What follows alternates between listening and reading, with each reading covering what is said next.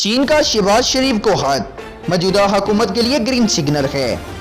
عوامی جمہوریہ چین کونسل کی جنرل لانگ ڈنگ بنگ کا شہباز شریف کو خط میں عوامی جمہوریہ چین کی جانب سے کہا گیا کہ مستقبل قریب میں آپ سے تعاون کے لیے چشمے براہ ہیں۔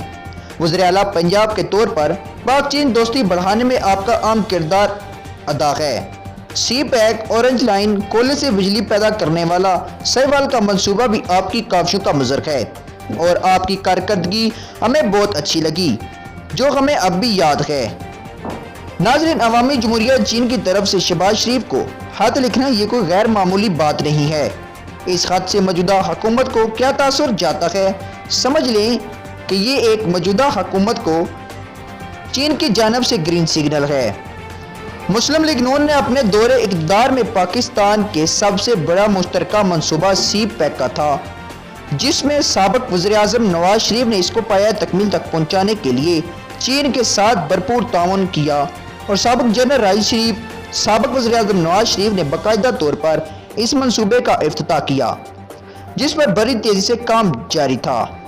جب سے موجودہ حکومت آئی ہے، سی پیک کا منصوبہ سست روی کا شکار ہو گیا۔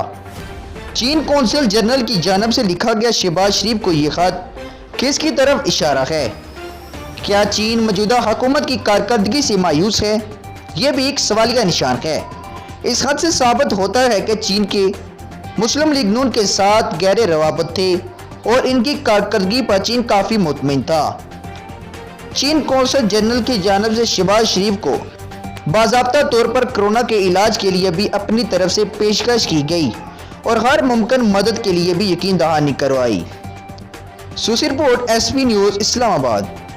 ناظرین، مزید خبروں کے لیے ایس پی نیوز چینل کو سبسکرائب کریں اور بیل آئیکن کو آل پر پریس کریں تاکہ ہر آنے والی ویڈیو آپ تک بآسانی پہنچ سکے۔ شکریہ۔